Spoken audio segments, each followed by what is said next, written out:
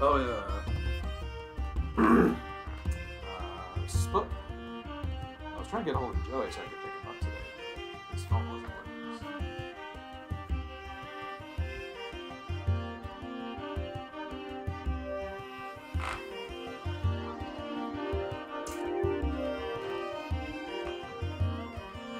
Hey, Gary, how you doing? Oh, it's Gary. Can you hear me? Hello. Hello, Gary, can you hear us? Hello.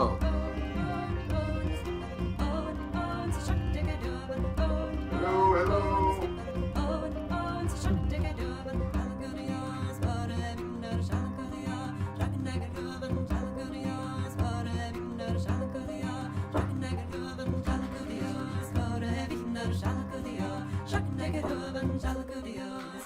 Hear us, Gary? Hello. Yo. Hello,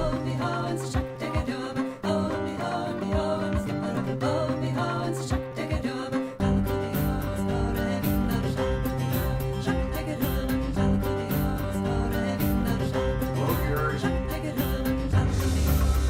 us? Hello, hello.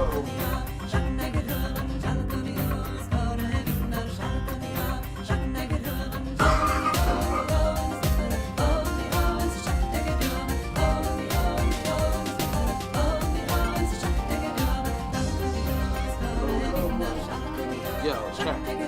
Check.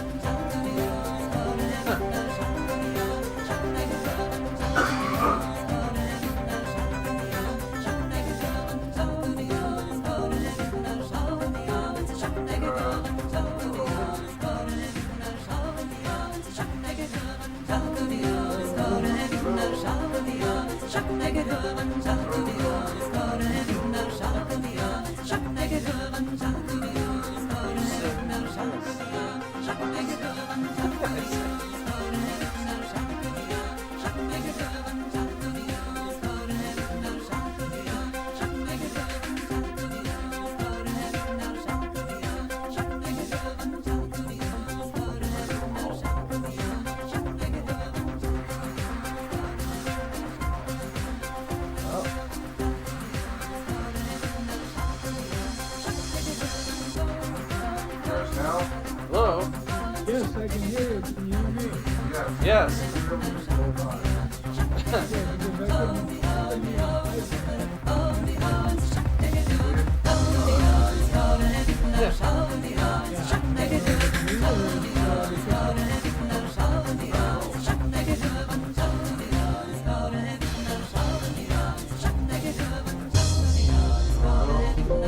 Okay, we got it now. Yay. I'm sending you a chat message, which is very simple.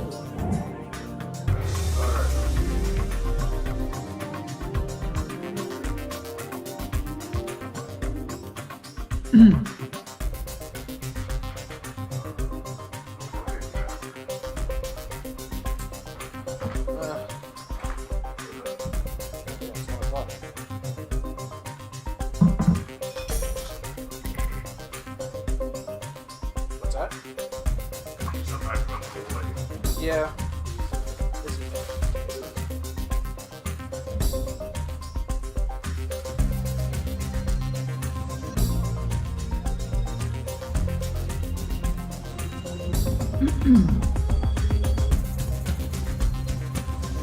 How's everybody in Spokane? Pretty good. In there, how about you? Yeah, that's about all you can say.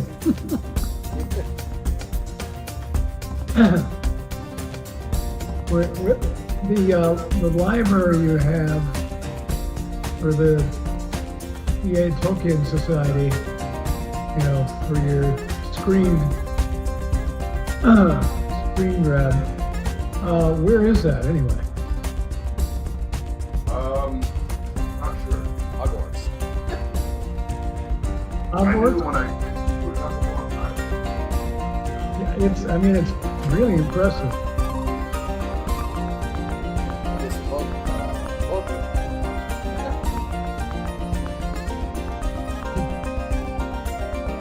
And all of a sudden, behind your couch, I see a figure. Looks like a Thad figure.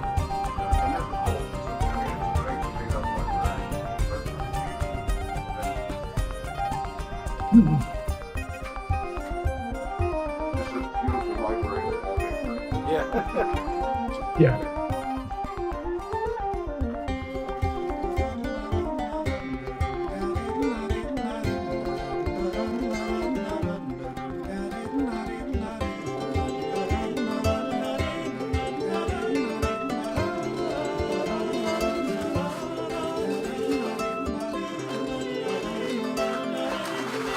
Well, like 60 right.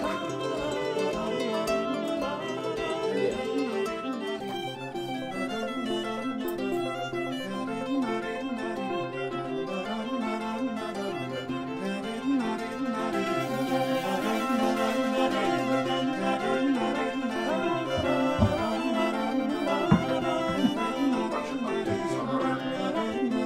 Social media, websites.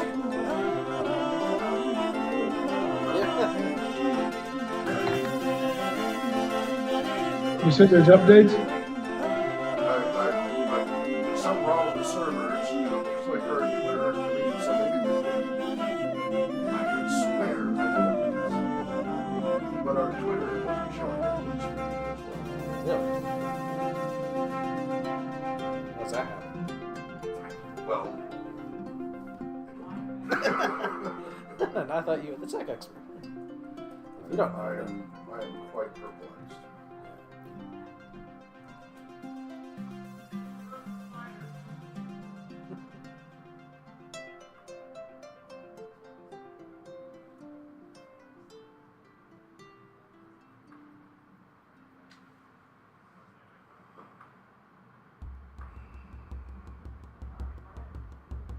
How are your kids doing? Okay. Huh? Will's in town, although he recently went to visit my mother out in Tucson and helped her out for a bit. And she's going to be moving to an assisted living place throughout the year next year, but it'll be really close to her existing house. She's in the community. Oh, yeah. So she'll literally be able to go walk on the same trail as you're walking on this neighborhood. It's in the same neighborhood. It's just outside of the neighborhood. So that'll allow her to, she'll move into the assisted care facility and then slowly empty out into some of the house. Yeah. Very, very nice. Yeah. So it'll take a while, but that way she'll be fine.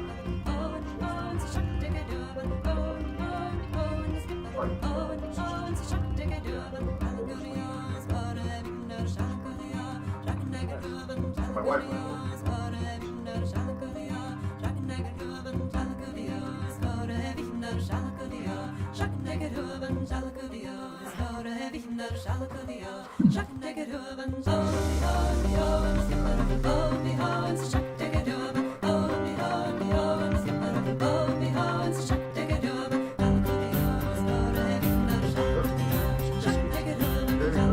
Hello, Chris. Hello.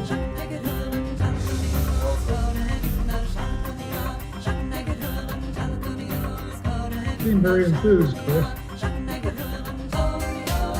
Oh, lots going on right now.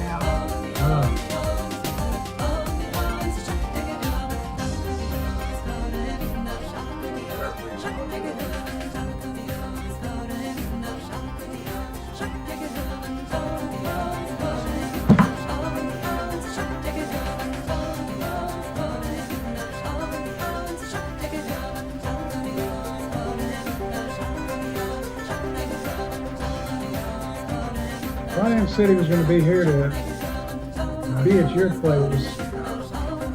Yeah.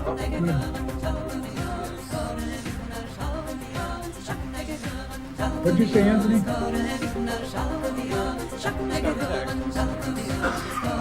Yes.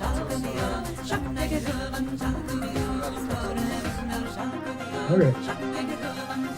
He's on his way. Oh, okay.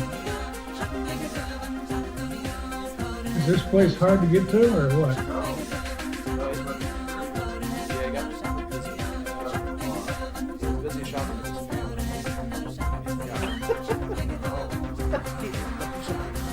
he sent out an email this morning.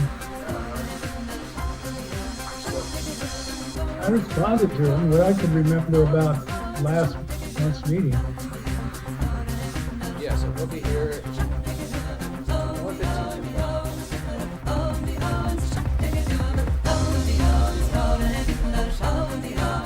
1:15.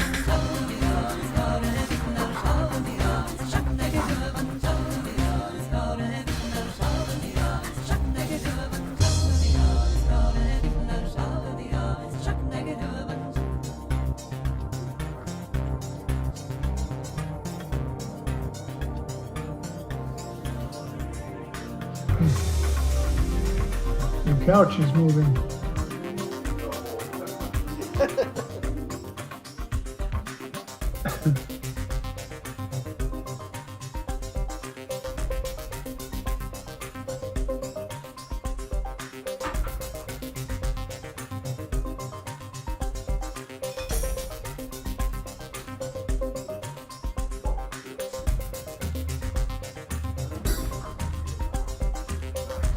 Really?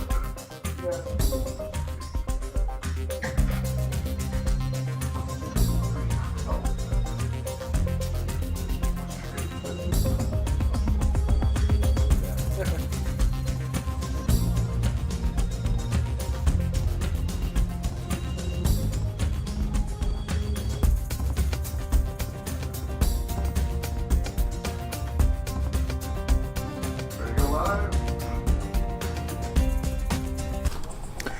Hello and welcome to the Ea Tolkien Society. I'm Hawk Robinson, founder of the organization. We're here in Spokane, Washington, an official Smial of the UK Tolkien Society. We're meeting on the second Saturday of each month from 1 to 3 p.m. Pacific time. And our official secretary will be joining us shortly. Brian, he's on his way. But meanwhile, we'll go ahead and do introductions, and then we'll get caught up on meeting notes. And we've got some new books out that we'll be going over, and other topics related to Tolkien's letters and much more. Today is December 9th, 2023. We're broadcasting from the Role-Playing Game Community Center by the nonprofit RPG Research. Please do donate at www.rpgresearch.com/donate. They really need donations right now so we can keep the lights and heat and power on for this facility here that they kindly donate for our use. So do please consider donating to them. We're available online on Twitter, aka X, which is originally its original company name anyway, so they just went back to their original name. It's just, the marketers didn't think it was distinctive or catchy enough. Yeah. That was their original filing. Really? Yeah, so it was just going back to their roots. So we're at Tolkien Scholars, and also our annual convention at Tolkien Moot, and our magazine at Other Minds Zine. For contact us on Twitter. We're not on Facebook anymore. We had like thousands and thousands and thousands of followers, and then Facebook killed the account for too many followers. Oh my gosh. So we rebuilt it again and got to thousands and thousands and thousands of followers, and they killed it again for too many followers. So we stopped using Facebook years ago. Yeah. Good. We were being penalized for our popularity. That was very interesting. Our YouTube is youtube.com/Tolkien Scholars, and our website is tolkienscholars.org. The Tolkien Moot site is tolkienmoot.org, and the magazine website is otherminds.net. And I think another issue just came out of Other Minds recently. I think issue 27 or something. Thomas has been doing a good job keeping that going. So, we used to make that part of our regular. I would break out the issue. We cover one or more topics from there. There's some good topics in there that are often scholarly, not just gaming related. Yeah, we should bring that back. Yeah, that needs to be part of the format. All right, so let's go ahead and go around. We'll start here locally, and then we usually start remote. So let's start remote with the furthest away. I'm not sure who's farther away as far as Gary and Chris. So we'll start with Gary. He's in another state at least. Yeah, because I don't know what happened to Chris. Anyway, this is Gary Hagelin. I'm down here in Mountain Home, Idaho, which is equivalent on the map to, if you look at the map behind me. It's equivalent to maybe the southern reaches south of Mordor. I don't know. I'm way outside your location. Thank you And very much for I joining got us. introduced to Tolkien when I was going to University of Wisconsin, my freshman year, by a very unique and esoteric couple. And I've been a Tolkien fan ever since. That's been a long time. I think I've got the age on everybody else here. Okay, thank you very much, Gary. And Chris. I must be middle-aged then. So, I'm Chris Cooperstein. I am in the South Farthing where they grow the grapes. Maybe not tobacco around here, but at least the grapes. And I must be middle-aged. I've been part of this group for over 10 years or so, and moved away in 2018. So I keep tabs. Thank you very much, Chris. How are you getting the next wave of storms down there yet? Not yet, but yeah, it's hit and miss. So we get a few sprinkles here and there, and then nothing, and it flies over, and then it hits you guys. Yeah, they're saying there's another big atmospheric river coming. We're officially desert. We get less than 8 inches of rain a year. Oh, okay. Wow. I didn't realize it was so little.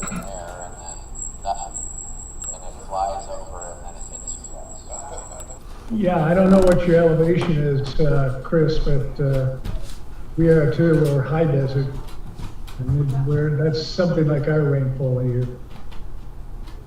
Oh. Yeah, we're at, what, 450 feet at the river. We're at 3,000, right? Up where I live, it's closer to 800, 900 feet. Okay. Yeah, where I live, it's 3,000 feet. And we're about 1,800 here, so there you go. We have our elevations for our topo maps. All right. Well, does anybody remember last month? I wasn't here as far as that goes. Yeah, that would be great if you. Oh yeah. My name is Anthony Cassette, and I guess compared to all you guys, I'm a young buck. I'm from the East Farthing, and I've been coming to these meetings since June of 2017, so about 6.5 years, and officially joined the International Tolkien Society in 2021 or thereabouts. So, yes, that's my history. Wonderful. Thank you very much. Appreciate that. Do you you were here last month, right? Yes. So you and Gary can probably piece together what we covered last month. Yes. You want to take turns on that? Yeah. So last time we discussed Tolkien. Basically, I think since it was around Armistice Day or Veterans Day, we talked about Tolkien and the Great War, kind of his background and experience with World War I. We talked about 2 documentaries. One was Tolkien. One was just called Tolkien and the Great War, which I think is on YouTube. Brian provided the link, and then I talked a little bit about Peter Jackson's World War I documentary, They Shall Not Grow Old. Okay. And it's the Tolkien-related documentary in particular was very poignant in that, Tolkien had a group of friends, and they formed kind of a fellowship of sorts called the Tea Company and Brewing Society, or TCBS. Right. And a lot of them perished during World War I. And so I think the documentary sort of described Tolkien as sort of carrying on the legacy of that group by writing fantasy, and also to some extent with the Inklings carrying on that legacy as well. Okay. Gary, did you want to add anything? Yeah, I thought that part was very interesting and really apropos because it was so close to Veterans Day. Yeah. But yeah, Armistice Day, as they used to call it. And I mean, we did talk about also that Tolkien, the World War I had a great influence on Tolkien, including in his writing. Like, I'm one of these people who agree that Mordor was the Somme, you know, it was just a horrible place. Yeah. I do remember, because I wrote stuff out, that we had responses from people in other countries about reading Tolkien in their own languages. Oh, yes. So I thought that was very interesting, and a lot of them were also reading them in English, so, or intended to. I think it was kind of an unscripted meeting, but it was very worthwhile, because we discussed some very important things about Tolkien and his life and his writing. And Chris, you weren't in the meeting last month? I was. Oh, you were. And since then, I did go check out They Shall Not Grow Old from our local library, and I watched it, and it was definitely I'll give it a B plus. Oh. And it was pretty good for Jackson gore and such. It was a topic right up his alley. But I think he did it in a way. I think he did it in a way that was respectful, and yet did show the hardship and horrors and death of World War I in a way that can be taught to future generations. Okay, cool.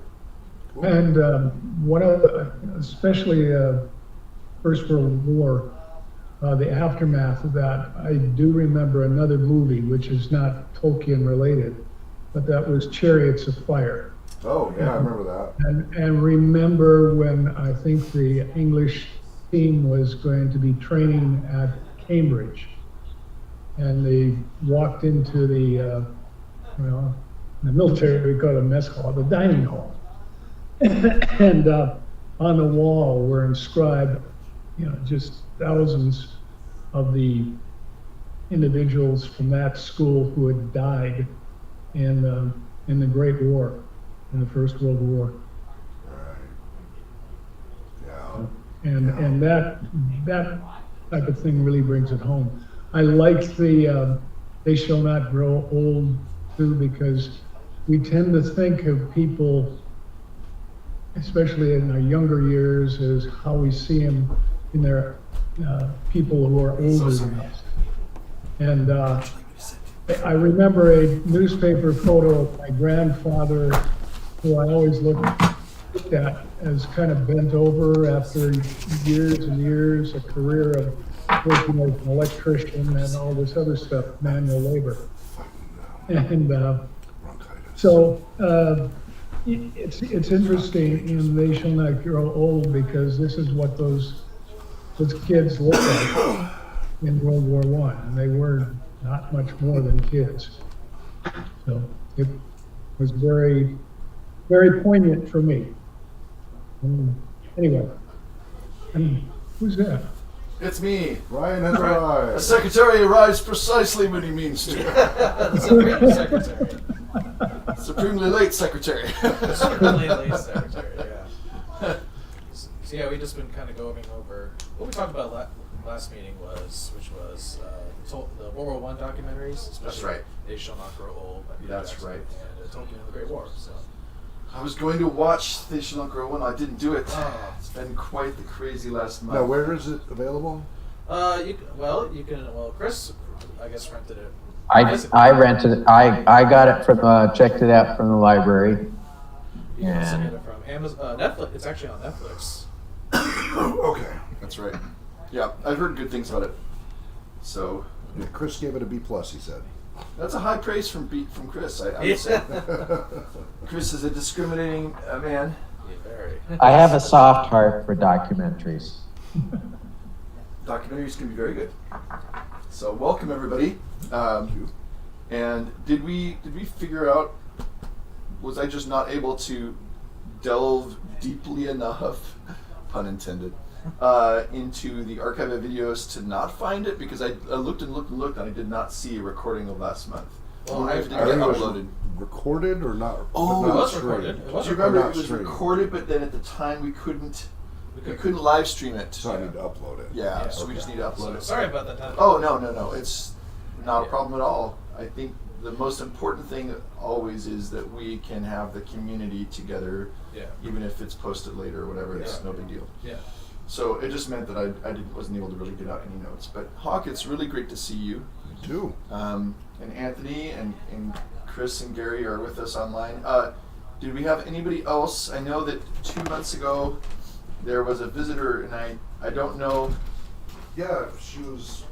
Yeah. Gary, I think you had said to our newer guest, you had emailed her and let her know when the meetings are on the second Saturday, so she at least knows that, right?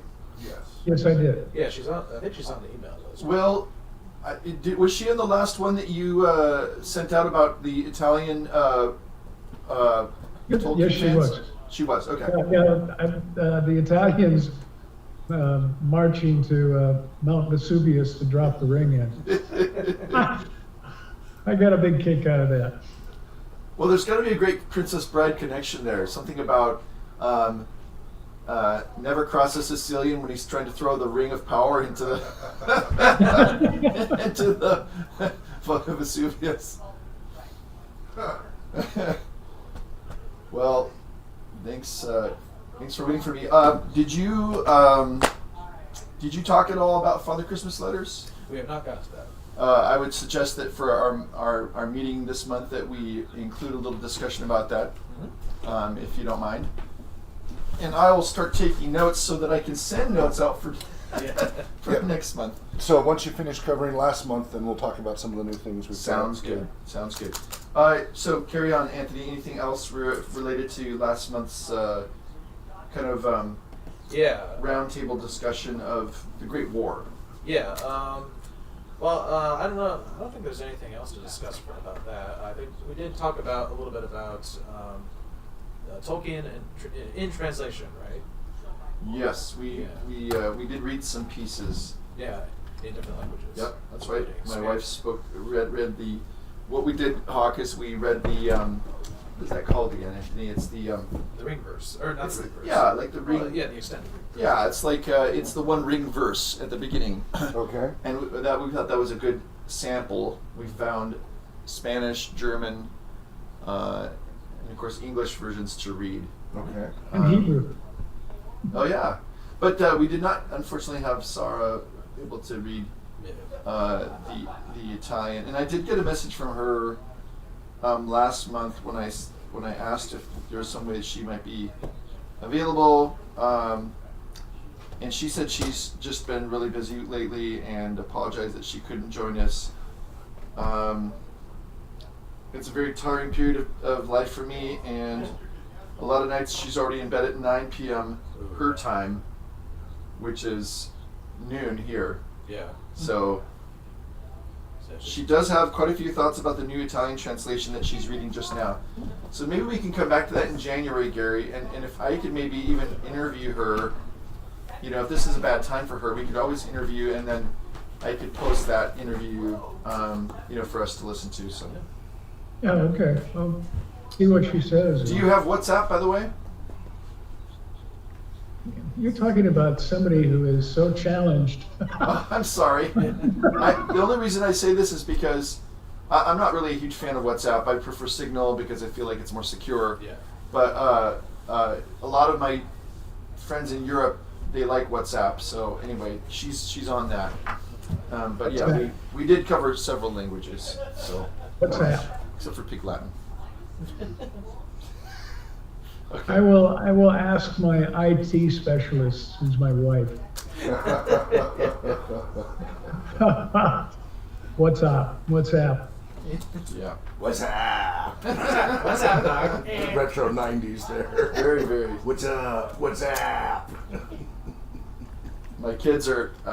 I had a subscription for the time being to Boomerang, which is like it's on Amazon Prime, but it's basically old cartoons. Oh. So my two younger ones have never watched any Looney Tunes, Oh, man. and so they're getting a proper education. Yeah, even I watched those. Yes, On exactly. video cassette tape. And so they're like, why do they call Bugs Bunny Bugs? And then we had this whole discussion about 1930s and using the name Bugs as a nickname, and then that led into talking about Bugsy did not like to be called Bugsy. Yeah. Bugs the sequel?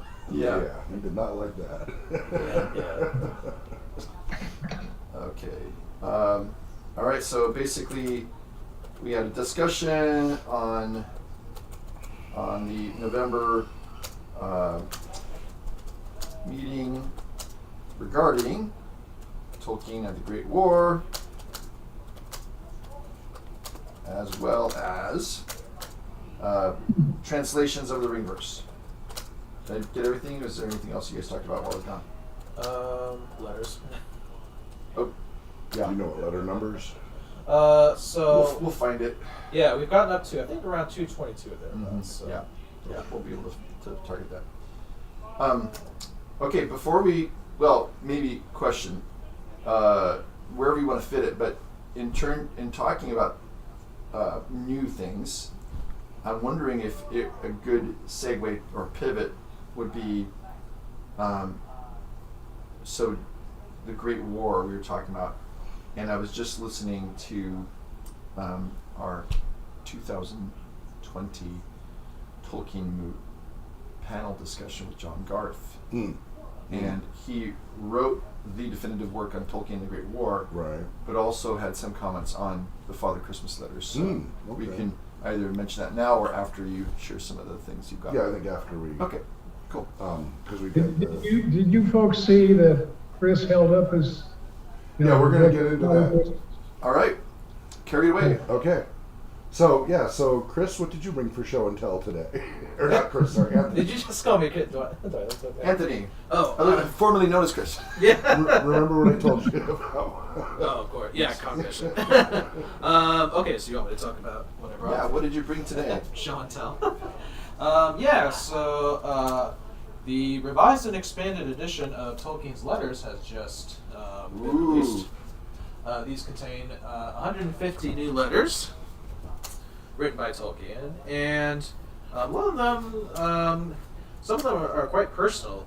The new ones, at least. I haven't delved too much into them yet, but a lot of them are letters to his sons, including his oldest son John and Michael, who he calls Mick. And Does this mean we're gonna have to start all over Hawk at letter 1 again? yeah, No, I think we should do a diff. What's a diff? It's a technical term. We just do a diff of the differences. Oh. We look at which ones, because Here. surely Diff. someone somewhere has published yeah. Oh yeah. which letter, how it's different, So Yeah. how much have you gotten into it? and we'll already? just use that Oh, list and go four. through the diff. Okay. Yeah. So. Did you? Was there a highlight of that? Did you want to share? Otherwise, we can come back to it when we have. Yeah, well, so the numbering system of the letters is the same, except the newer letters have kind of a sub-listing of A, B, and C, and D. Oh, that's helpful. Yeah, so that the Milton Waldman letter, for example, was 151. 51. Doesn't Yeah. get renumbered and Thanks. throw everybody off. Yeah, and by the way, that letter has been restored to where it's in its entirety now. Whereas it was Nice. kind of Redacted before? Yeah, it was kind of redacted before because Ooh. part of it was included in the preface. Wait, it was already long. How Yeah. long is it now? So yeah, so we maybe for next we'll Yeah, find a list that tells us the diff. Yeah, I think either the One Ring or the Tolkien Estate website talked about what's kind of included in the new letters. And the Yeah, I'm sure differences. somebody's made a list. Yeah. somewhere. That's exciting. So that's Thank good you. to do. Who wants to take that on? Yeah. Yeah. Thank you, Anthony, for Who bringing wants to take on finding that list? I will. All right, wonderful. Not me.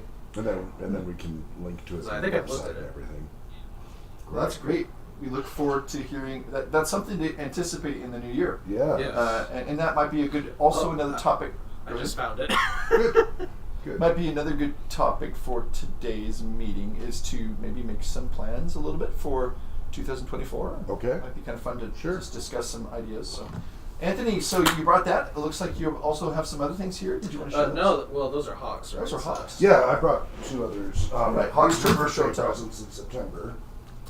So, swing the camera back around. Pay no attention to the man behind the curtain. Or in front of the curtain, as the case may be. Yeah. And yes, ladies and gentlemen, his voice usually is this deep, but not as husky. Now he gets truly seeing Johnny Cash the way he was meant to be. All right, so we got 2 cookbooks. Ooh. Middle Earth cookbooks. These Nice. are gifts from Yeah, are you holding one of them upside down? No? No? Nope. Okay. Just has a funky font. Okay, so the one on the left, you want to read the titles there? They're backwards. Oh, it's mirror image. Well, that's the, yeah, okay, so this I one mean, is I recipes. could give me a little bit of time and I can read it Yeah, backwards. recipes from the world of Tolkien. Okay. That's the darker one. And the lighter one is the unofficial Lord of the Rings cookbook. Very nice, Hawk. Can I have a look All at right. those? Yes, I'll pass around just a sec. Recipes from the world of Tolkien inspired by the legends by Robert Tousley Anderson. Ever wondered what Lambus bread, Crom, or Bjorn's honey cakes might taste like? From Crick Hollow apple loaf, Pippin's Minas Tirith lunch, and Brandywine fish pie, to Dwarven spiced pickled beets, West Farthing fairings, and Bjorn's twice-baked cakes. Recipes from the world of Tolkien includes over 75 mouth-watering recipes that will take you on a journey through Middle-earth, delivering a treat for your taste buds and your imagination. Immerse yourself in Tolkien's epic fantasy world with recipes inspired by its places and characters. Whether it's breakfast or second breakfast, 11sies or afternoon tea, lunch or dinner, cook up a feast fit for elves and orcs alike. Oh boy, I'm not sure what I'd want to see. What's on the And Orcish it has cookbook. a lot of artwork in it. Man flesh. Man flesh. Cook well for 30 minutes. Oh yes. Oh, nice.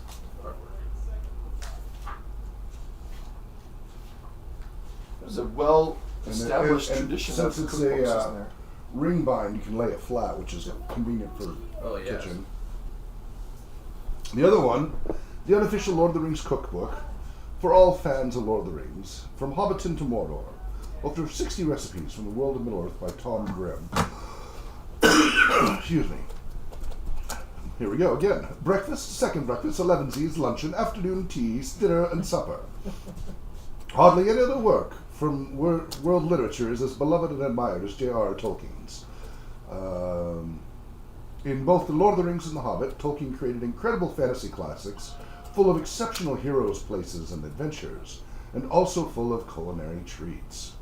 What do Lembas bread, Bilbo's famous seed cake, or Sam's coney stew really taste like? And is the tater soup of the Prancing Pony truly as delicious as they always say? What's taters, precious? Over 60 fabulous recipes are just waiting to bring the fantastic world of Middle-earth right into your kitchen. This book is not authorized by the Tolkien Estate or HarperCollins Publishers. It is not an officially licensed product. So I guess maybe the other one is. I don't know. So they're not being sued by the Tolkien estate? Apparently not. I mean, as far as I know. I guess saying it's unofficial is enough. So there's that one. Excellent. That makes me wonder, just as kind of as a jumping off point there, what fantasy worlds have you read about before, or let's just make it broader. What literature have you read in which it describes food and it makes you hungry and want to enjoy the food of said fantasy world? Dragonlance, because Tika Whalen was a barmaid and she used a frying pan for a weapon, but they would describe Nice. the food. And I think they did come out with a cookbook for Wow. Dragonlance Yeah. way back in That's the 80s. great. Yeah. So Early 90s. Dragonlance, Mhm, okay. I believe. That sounds fun. I wonder if we could find that somewhere. I have a complete Dragonlance collection Nice. somewhere. Nice. I need to find this. I was a big fan. Anthony, anything, or Chris, or Gary, anything you guys can think of? I know there's a cookbook for A Song of Ice and Fire / Game of Thrones novels by. Oh, is there? That George makes R.R. sense. I don't know of any particular recipes. There's also a cookbook for my favorite video game fantasy series, The Elder Scrolls. Oh, okay. I was gonna say for Hunger Games, I'm pretty sure that one recipe in there would be a serving of revenge served cold, right? Revenge is the Dish. best That's right. Served cold. Thank you. That's the way. That's the proper way of saying it.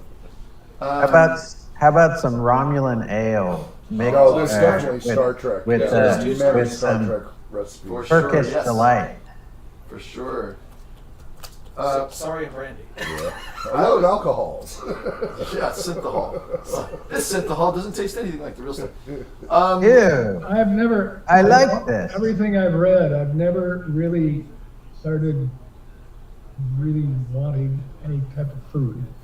Oh, but what There about? seems to be a disconnect right there because maybe it didn't bring me in enough, but it's a little bit strange. So I didn't drool over anything I read. What about?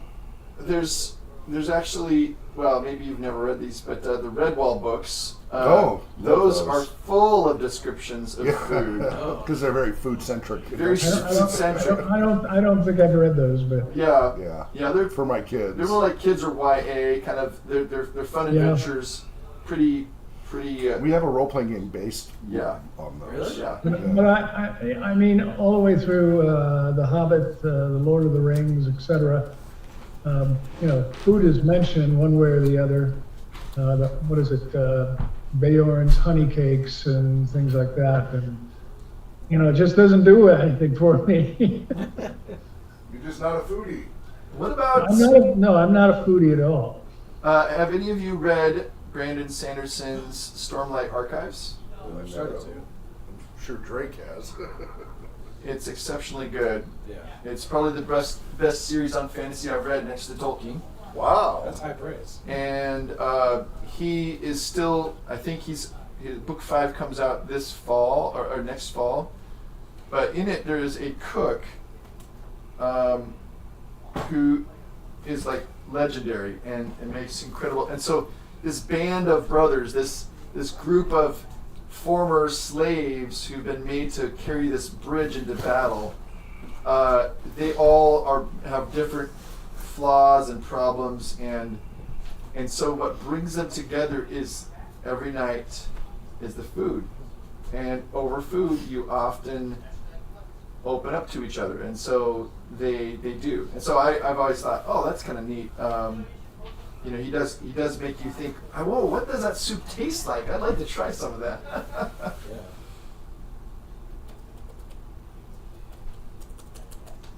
Okay, well, so thank you, Hawk, for bringing the cookbooks, and Anthony for bringing the new letters of j.r.r. Tolkien. Chris or Gary, is there any? Well, maybe Gary, do you want to just kind of recap the whole thing you sent us earlier this week, and then we'll go on to Chris if there's anything Tolkien news related that he wants to share. So, what again was this news item, Gary? This was hilarious. I was tipped off on fans of fans of Tolkien or whatever it is on Facebook about this group from Italy, cosplayers who marched 300 kilometers to Mount Vesuvius. And they were, the Fellowship of the Ring. They recreated that. And I don't know if they ran into any orcs or anything like that. But I found that the best explanation was on that gamer site I sent. Right. And so these guys, and I guess happens quite a bit in Italy, that they've got quite a few cosplay individuals. I think Hawk would like it for the role-playing type stuff over there. if he could speak Italian. But anyway, they did this in the end of August. And, it's probably nice in Italy there, even though Vesuvius is on the southern part of Yes. the boot there. So, but they threw a ring inside the volcano, and it's probably melted. I don't know. Wow. I keep confusing Mount Etna with Mount Vesuvius. So Etna's on Sicily, right? That makes sense. And Vesuvius, the one that destroyed Pompeii. Pompeii, that's right. But all I could think of while you were talking about this, Gary, was an Italian version of it. Would Gollum, if Gollum had the ring, would he be falling into the volcano saying, "Ah, mamma mia"? Like Mario. Like Mario. Sorry, I had to do that one.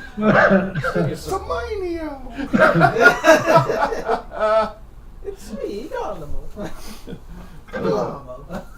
Yes. I thought that was very interesting, and to learn that in Italy there's a lot of geeks, which is what I call. I don't mean it as a derogatory term. Worldwide fellowship. They're in every culture. But I mean, the United States has a big cosplay Sure. contingent also, and all kinds of Well, things. that kind of disturbed Tolkien when he was still alive. He was like, Yes. why are people wanting to dress up as hobbits? Like, to him, it was completely befuddling. Yeah. Yeah, he didn't quite get it. Yeah, he didn't get it. Yeah. But that's okay. I'm sure he still appreciated the fandom. Yeah. I mean, C.S. Lewis and his little wars. Yes. Sorry, no difference. Well, and I don't think Lewis would I have don't a care if they problem wear with it. three-piece suits; they were still playing soldiers. I think Lewis would have been all good with it, but I think Tolkien was more of a purist that way. Yeah. Yeah, like it's the life of this theater of the mind, you know. I think if Lewis, okay, we're gonna go here. We're gonna go here. We're going there. If the Inklings were into role playing games, Lewis would have lots of minis. And he'd be like, Because his artillery actually shot. yes. You didn't roll dice to see if you hit. They actually were Yes. launching projectiles So with their miniatures. So if you actually C.S. hit your Lewis was the target. GM, Yes. I'm saying, and he would combine several different Rules styles, and probably somebody would say, "Oh, that's a different scale miniature than those." And what are you doing? Tolkien as a GM, Yeah. it'd be theater of the mind, Well, yeah, it's the story. Yeah, The totally. story, and versus rules. there So would be- Dave Arneson versus Gygax. and a lot of. Gygax would be C.S. Lewis, and Dave Arneson Yeah. would be Tolkien. I think like Tolkien is. I think Tolkien would have more TPKs. I'm thinking. Yes. Doom. The drum beats. It's like, the good news is some of the party will make it out. The bad news is one of you must stay. Oh boy, That's funny. that is funny. Charles Williams would get all weird with it, and he'd be the GM that you never come back to. Oh boy, that's a fun thought. Yeah, it is. Okay. Anything else, Chris? Did you want to share anything? Got a little bit of news about Italy. Wow. It appears, this is from an article from The Guardian from November 14th. Italy's Prime Minister, Giorgia Meloni, will personally open a new exhibition about the Lord of the Rings author j.r.r. Tolkien at Rome's National Gallery of Modern and Contemporary Art on Wednesday, highlighting her government's growing interest in shaping the output of the country's cultural institutions. The exhibition, which according to La Repubblica is being funded by Italy's culture ministry to the tune of 250,000 euros, was announced by the culture minister. In her 2021 autobiography, Come Political Manifesto, I Am Georgia, Meloni described Tolkien's 1954 fantasy epic as a sacred text. As a youth activist in post-fascist Italian social movement, Maloney had visited schools dressed as a hobbit, and in 2008 she was photographed next to the sculpture of Gandalf for a style supplement of Corriere della Sera newspaper, and I'll stop there. Wow. I knew I liked her. Yes. I like her even more. We should invite her to the inland Northwest She Pacific. might come. Yeah. We've had some pretty amazing guests. Yeah, before. we've been surprised people have said yes. You never know unless you ask. Right? Indeed. That's correct. But apparently, this just goes to show you that Italians do like foreign literature from time to time. Well, there's this.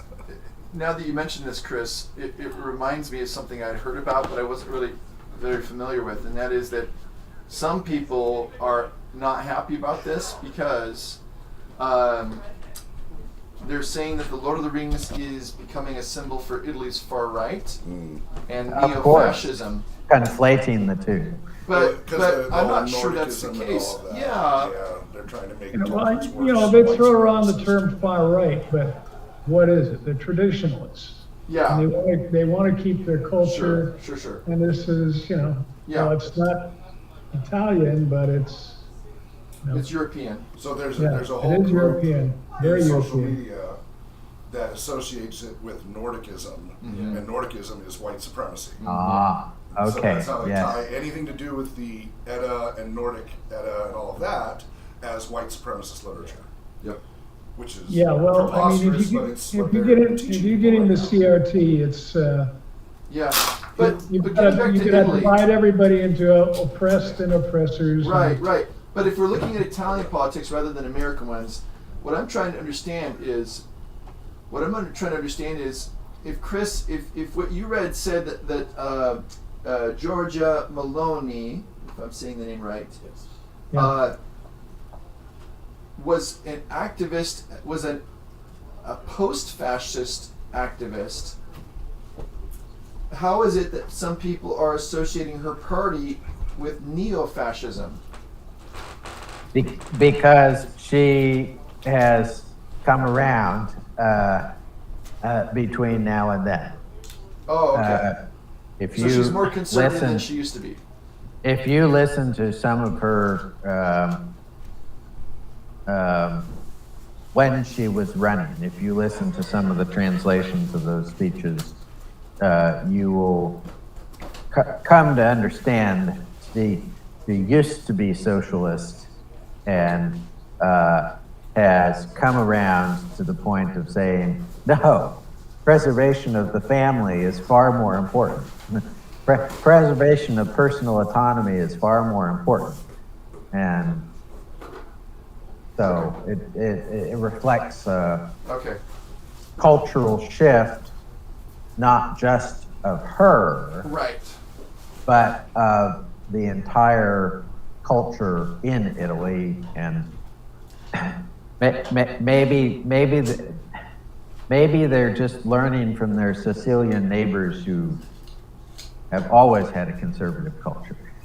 Yeah, that's interesting. I didn't realize that, so I should probably do a deeper dive to understand more. Yeah. But yeah, I think that some people are making it too simplistic because obviously there are some people who are far right who would be maybe fitting the stereotype, but most of the people who find great meaning in the Lord of the Rings they're not setting out to try to co-opt the text into saying some kind of political statement. It's more just, I guess it goes like Gary was saying, harking back to a previous time.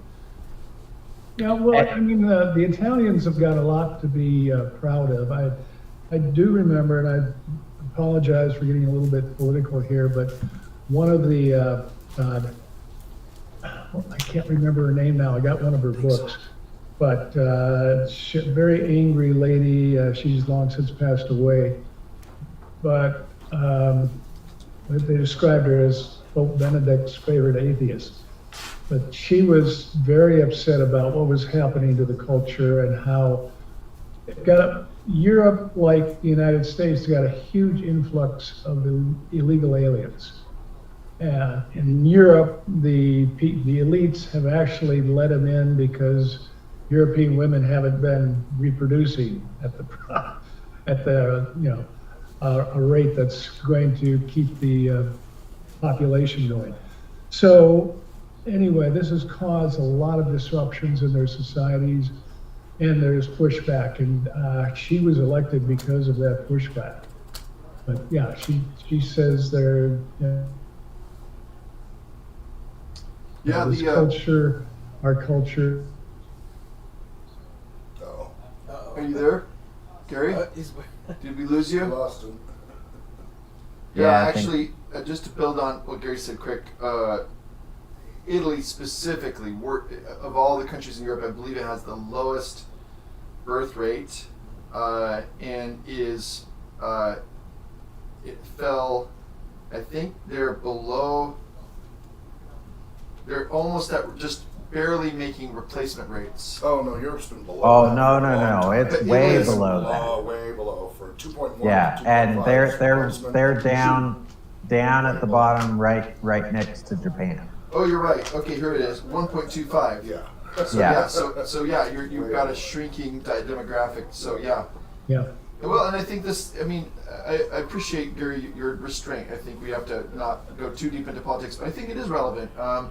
If you just stay to the middle ground here and talk about things that we know are a problem, like the Syrian civil war in 2014. You know, the Arab Spring, that put a huge strain on Europe, even among very well-meaning, hospitable, open-armed. You know, it at some point, even like the Germans were like, okay, guys, this is enough. Yeah. We can't absorb and assimilate too many people. At some point, you have to do something. So it's been pretty hard. So I think these are just the shockwaves that they're dealing with. And to be honest, we got to remember that Europe, the countries in Europe as they currently exist, have not been around that long politically. France, for example, has had 4 different governments, I think, in the 1900s. Yeah. Well, I mean, even if you talk about the Treaty of, what was it, Treaty of Westphal? When was it, 1648 or something like that? Yeah. Where they Yeah. came up with an idea of, nation states and stuff like that. Mhm. Yeah, but before that, it was pretty tribal and clans and kings and stuff like that. Ah, yes, it's the old globalism versus nationalism thing. Well, anyway, Yeah, well, interesting. the problem Italy has is, they're so close to Africa, to Tunisia. It's not far, and they get boatloads of refugees and folks who are not refugees who just want to, try to find a better life. It's very ironic since the Roman Empire basically exported its culture around the Mediterranean Sea, establishing Tunisia in a sense, or at Yeah. least one version of it in the past. So, okay, well, let's move on. That was really interesting. Anything else, Chris? Is that good for now? I would just venture to say, bridging back into last month, that as my grandfather went with some of the upper echelons of the he went from North Africa over to Sicily, and the Sicilians were all too happy to have the United States roll through in World War II, because that means they could put down their arms and go right back to farming the way things had been for the past several hundred years. Yeah. And so I don't know how Italy itself is, but I know that Sicily is very conservative. Well, and was its own kingdom until what, the 17 or 1800s? Was it Napoleon who conquered it? I can't remember now. In Italy? Yeah, probably. Well, not Italy. I mean, it went back and forth because Sardinia and Sicily and each of those islands. I'm not sure because I mean Italy itself is only what Giuseppe Garibaldi. That's the 1870s. 1861. 1861. Thank you. Boy, you're on fire with the dates today. I know. Nice job. Yes, but what about the 1848 revolutions across Europe? What's your opinion on that, Anthony? Oh well. Anyway, I could go on. I know afterwards we'll have to do that. But I think I mean really so there's these regional differences and but anyway, moving off of Italy, shall we talk about Father Christmas letters for a moment? Yes. I would like to ask Chris, you these books mean something special to you and have done for quite a long time. Did you read through those recently with your kids? I did in the past couple years. I think my youngest has missed it, so we have to go back to it a little later. What I find interesting is kind of the coming of age, that Father Christmas and the Polar Bear do not write to the older children after a certain period of time. And so the letters are to my dearest Priscilla after a certain period of time. So Yeah. I think we have a bit of that tradition at our house as well. Yes. That the older children are less involved in the magic of the season, Yes. and are more involved in the helping, preparation, getting the tree up, all that other cooking, baking. They're getting busy in that arena, and they can't. The magic changes at that point. Sure. Yeah, the wonder at that age, and I know this is kind of crossing to another author, but keeping it within the Inklings, I really feel that The Lion, the Witch, and the Wardrobe, when Walden Media created the first movie, they did a passable job. But I think that one of the best pieces of that is where they filmed the actress playing Lucy walking into the winter of Narnia through the wardrobe. And that is one of the best cinematic moments, I think, in the film. And the way they actually, and the reason I'm mentioning this is because of what you're talking about, really, that when the kids are young, they're able to participate in a certain way. They're not as involved in the creating of the memories as much as just being there and experiencing them. And when they did this particular scene, the director, Andrew Adamson, actually didn't let her see it until they shot the scene. So they had her back up into it, they had her eyes closed and everything, and they had created this winter wonderland, really. And then they said, okay, we're going to go ahead and start filming, and you can open your eyes. And so the joy and wonder of what she's seeing is actually genuine, which I thought was a fantastic idea for an 8 to 9 year old actress. This kid is really actually excited about what she's seeing. Oh my goodness, look what they've made. That's clever. So I thought, yeah, you can't manufacture that. You can't can that in a bottle. And there's something very sweet about, when if you have kids, there is a certain age at which they're able to just, as we all once were, right? They were very happy times. I do want to say one thing about the Father Christmas letters, if you don't mind. I was going back and listening with some nostalgia to the year 2020, when we unfortunately could not have a Tolkien Moot in person role-playing mini-con. So we still did have our Tolkien panel of people. So Chris was there, Hawk was there, and I was there. and we had maybe one or two other people, but I don't think Anthony was there. No, I had to work that night. Or day. And I had, as Hawk and I had been planning it months before, I was like, oh well, I'll see who I can find, and we were at that point doing the 3-year arc of Numenor, and we were looking at kind of the rise of Numenor that year. And so kind of looking at Andor, Numenor is called Andor, the land of gift, looking at how as they moved towards their golden age, they were able to actually give gifts to the men back in Middle-earth who weren't given long lives, etc. Anyway, and I had asked, this is where Sarah actually got connected with us, because I found her and Sean Marchese and John Garth.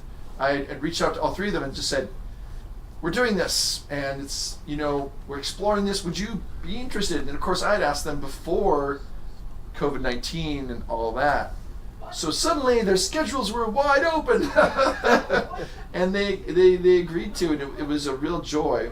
And I was watching this one scene, and if you look back at this, and I'll put it in the notes, this is Tolkien Moot XVI, that'd be the 16th, and this is the Rise of Numenor, and about 40 minutes in to the recording for that, which is like 2 hours long, because John Garth was only able to be there for the first hour, and then he had to leave because it was very late there in England. But about 40 minutes in, we were having this discussion, and it's a really wonderful discussion about the Numenorians. And Chris, you had made a comment. You're like, and that reminds me of the Father Christmas letters, because Tolkien, this idea of how, because what we had been discussing, and I think John brought this up, was that Shield Sheafing, the guy who's named in the beginning of Beowulf, he was an agricultural hero. Like, what made him a big deal was that he came to the land of the Yeats, and he brought wheat, sheaf. He brought grain. He brought this, he brought this kind of prosperity. And so kind of Tolkien's borrowing from some of that mythological background, and this idea that Numenorians are going east and they're sharing what they know, and it's this kind of paying it forward rather than a contractual kind of tit for tat thing.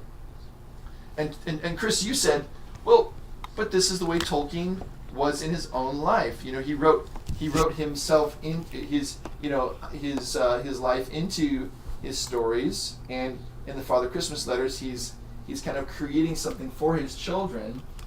And then John Garth says, well, I just have one nerdy point to make here, and he says that the year of the Great Flood, the year that Tolkien was writing about Numenor and the Great Flood, he said he was also writing the part in the Father Christmas letters where the polar bear leaves on the taps, and the bathtub overflows, and it causes a great flood at the North Pole. Was there a lot of flooding going on in England at the time? I don't know. It was the 1930s, but it was pretty funny. We all had a good laugh. So anyway, so that was a good moment, and I treasure that, because I think we've had, and of course you've been doing this for so long, Hawk, lots of good memories with people who were before us, Christopher Seaman and of course Michael Martinez.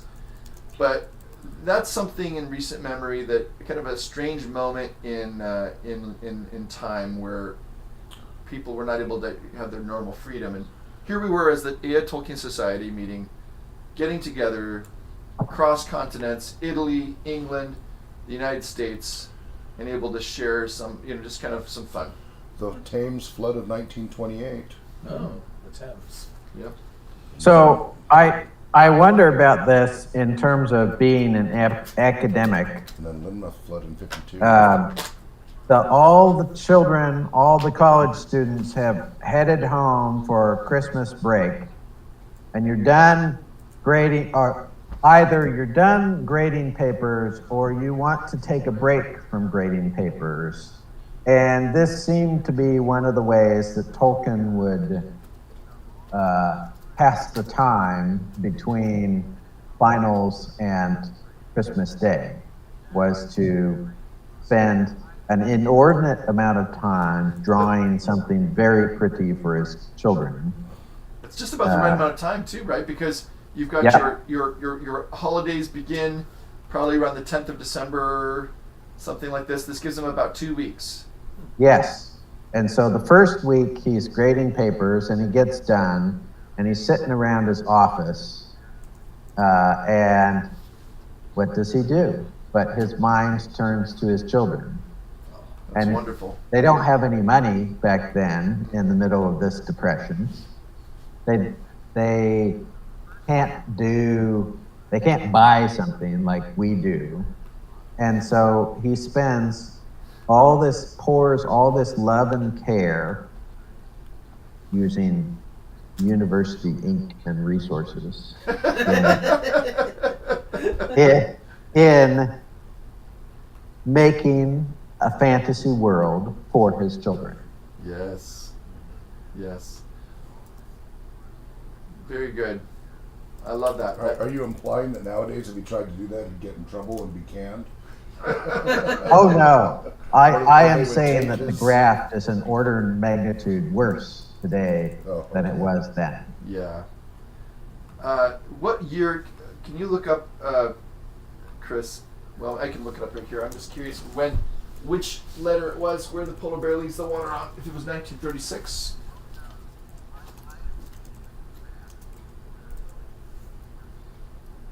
PB. Polar bear. Oh. 1928. Whoa. Really? No, No? that's a different accident. Okay. Well, maybe Chris, you can find that for me. We'll carry on. Yeah. So before we Yes, good memory. 36. 36, it was 36. There's some great flood that I can't remember. I thought it was because that's when he was writing about Numenor, but it could be that there was a flood in England at the time. But I thought it had to do with the Numenor. Oh, no, that's New England. Wrong England. Yeah. Father Christmas was really angry, but Polar Bear only said, I did have a jolly dream. I dreamt I was diving off a melting iceberg and chasing seals. There was a storm event on the 1st of December 1936. Several locations in southeast England were flooded, including London. A storm surge. The main railway line from Yarmouth to London was underwater. Many residential properties were flooded. Occupants of caravans, which is what they call trailers, were left marooned. Hundreds of tons of cliff were eroded. Yeah. Well, So, yep. It was a that And would the be secretary, foremost. Ilbreth, had to write this one. yeah. I don't know. I thought there was something to do with when he was writing about the Great Flood, but I might be wrong.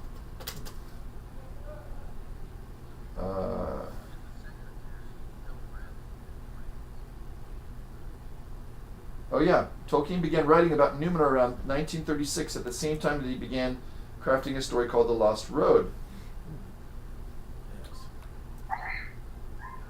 So, okay, well, so we have letters to read, Sure. and then it'd be lovely to talk about next year and kind of the way forward, since I've not been doing a great job of staying connected. Anthony's kept it going. Oh, Thank sorry. you, Anthony. You're welcome. And I think our document as well, we have to kind of return to it and see if we want to carry forward with that, Oh yes, yes. because of kind of our previous plan of Tolkien's influence on others, Yeah. his contemporaries, and then what literature was an influence on Tolkien himself. So we can kind of look at that as well. So yeah, shall we start with letters or? I've got a request, okay? Yeah, go ahead. Because I'm very well hydrated. I wonder if Yes, we you could would like a take break. A short break. Yeah, that'd be Let us have a short break. La toilette. Yes. As the French would say. Hawk likes to plan in these breaks, so we'll do that. Hey, stretch. You've been stretching your legs, sir. Mr. Frodo. Oh, Brian, was gonna ask a question. You can still talk to them. We're not on here. Oh, as Austin Hawk.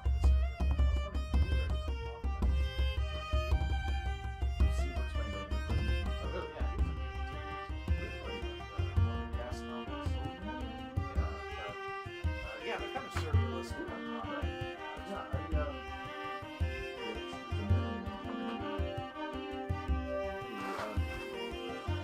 Yeah, let me think about that for a minute. That's a good comment.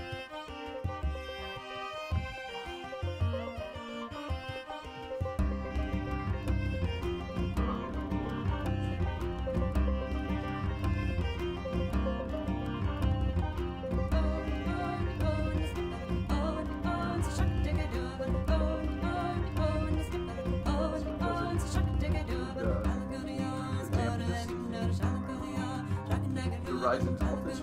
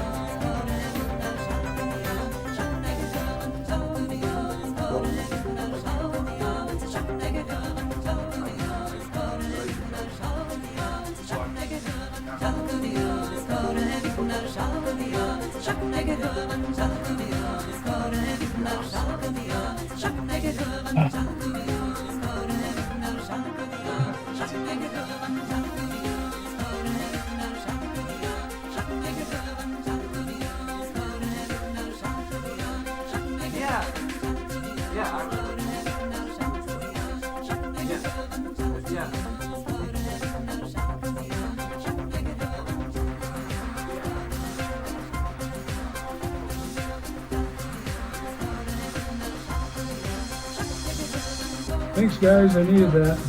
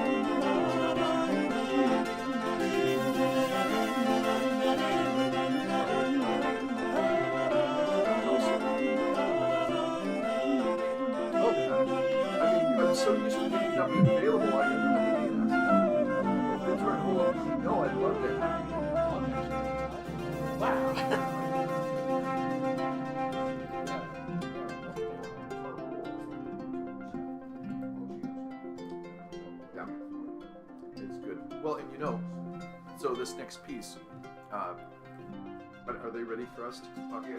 Okay. Yeah, let's get it going. Yeah, for sure. And we're back on here.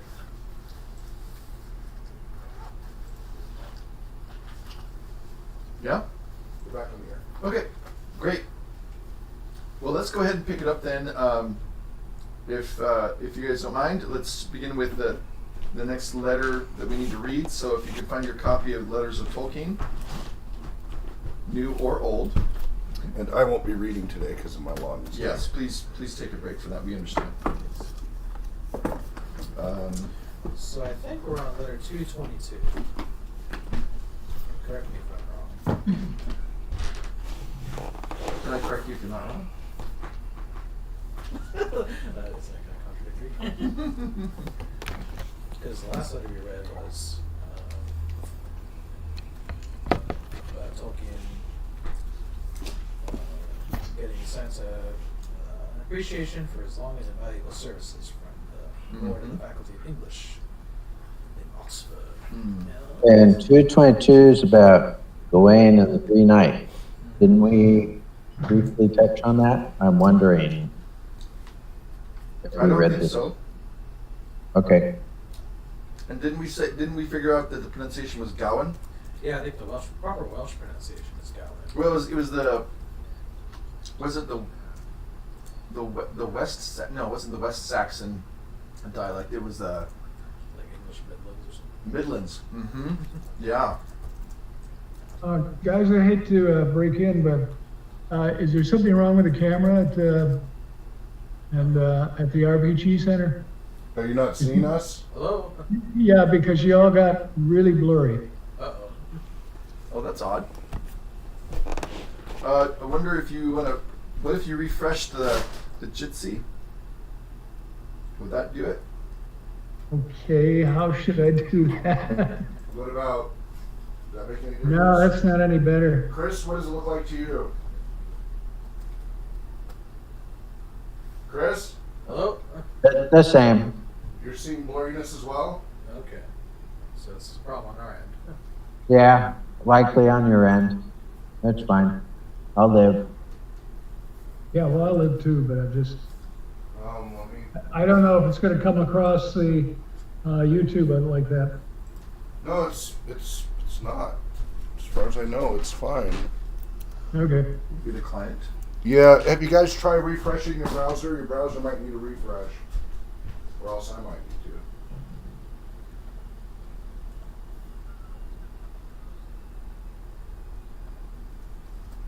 Okay, so we're on letter 222 then. Yes, I've got it. I've got a friend from church who did a lot of video gaming, but he loves to watch. Any difference? So I think he'd like to.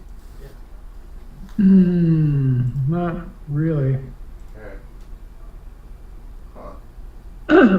Alright, I'll refresh on my end, because it still looks okay to us, but maybe it needs to reload on our end. I'll be right back. This is why I'm replacing the servers, because they're a few years out of date now. Yeah. They're starting to show their age. And there's a lot of great new features with the new versions. Oh, nice. And plus, I can integrate all the AI and closed captioning automatic speech That's better. Okay. Oh, Yeah, so just needed the session restarted. is it fixed? Yeah, that's better. Okay. Yeah. All right, please continue. Letter 222 from a letter to Rainer Unwin, 9th of December 1959. Unwin had encouraged Tolkien to prepare his translations of Sir Gawain and the Green Knight and Pearl for publication. My delay in answering your letter of December 3rd is mainly due to the fact that I have become immersed again in work in which you are interested. I am afraid that you may be perturbed rather than surprised, knowing too well the vagaries of authors, or at least of mine, to hear that this is in wrong order. With the help of my secretary, I have been charging well ahead with the reconstruction of the Silmarillion, etc. Your letter comes as a timely, if unwelcome, jerk on the reins. Quite clearly, I must take up Gowan immediately.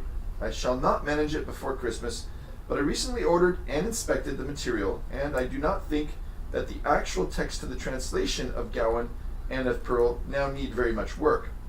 I shall be able to let you have the text of the 2 poems soon after Christmas. They can be set up separately. I am still a little uncertain about what other matter to add to them by way of introduction or notes. I think very little, since people who buy the translations will probably belong to one of 2 classes, those who just want the translation, and those who have access to editions and other full treatments of the problems presented by the poems.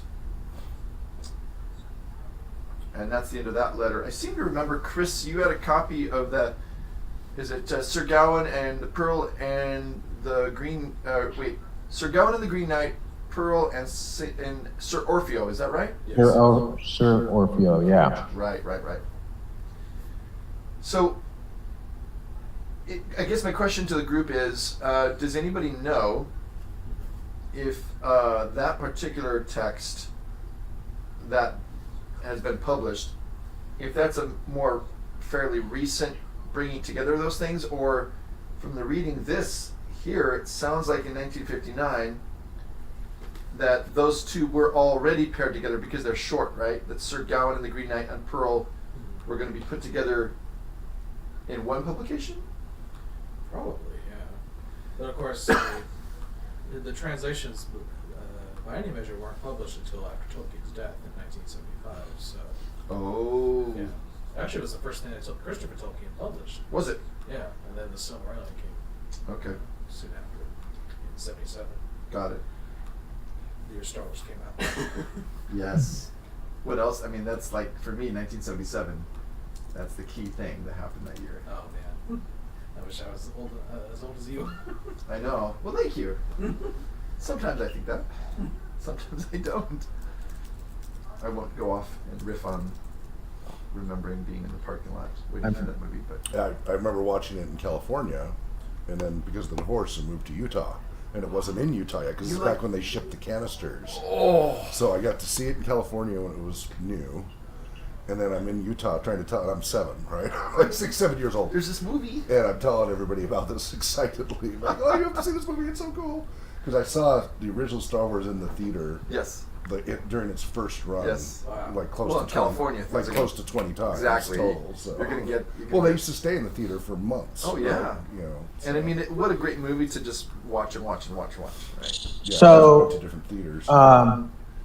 It says in the preface here, when my father, Professor J.r.r. Tolkien, died in 1973, he left unpublished his translations of the poems Sir Gawain and the Green Knight, Pearl, and Sir Orfeo. A form of his Pearl translation was in existence more than 30 years ago, though it was revised later, and that of Sir Gawain soon after 1950. The latter was broadcast on the BBC third program in 1953, hence why they probably would be asking for it. His version of Sir Orfeo was also made many years ago, and it had been, I believe, long laid aside, but he certainly wished to see it published. So, even though Allen and Unwin asked for it at this time in '59, by the time this book was published in '75, 2 years after his death, it had not been released to Allen and Unwin. Oh my goodness. So, one more case of Tolkien's procrastination, huh? Yeah. That makes me feel a little bit better. Yeah. Me too. Yeah, I'm really getting that with this 3rd edition. Oh, Yeah. boy, man. But also probably one of the first works that was easily publishable that his son could just put out there. That's true. Farmer Giles of Ham? The Tolkien, is it the Tolkien Reader? Oh, Would have been about the same time period, I would think, like, I don't think it was the 80s when that came out, right? I keep going back to my bookshelf. Yeah, and I think and Chris, maybe was that during Tolkien's life? Was that before 73? I'm feeling like maybe even late 60s, early 70s. I think we read about that in a previous letter, didn't we? But I get confused because I know he talks about what he's writing, Yeah. or revising, but that doesn't necessarily mean It's publishing. yeah. I know. The last thing Tolkien published of his own writing was Smith of Wooten Ah. in '67. Okay, with Pauline Bain's illustration. 67. Okay, so that's Smith of Wooten Major. Okay, let's see. It's got copyrights. The first edition of the Reader is 66, Okay. Oh. before his death. Maybe that's the British one. Magic Ring is 66. Homecoming of Beorn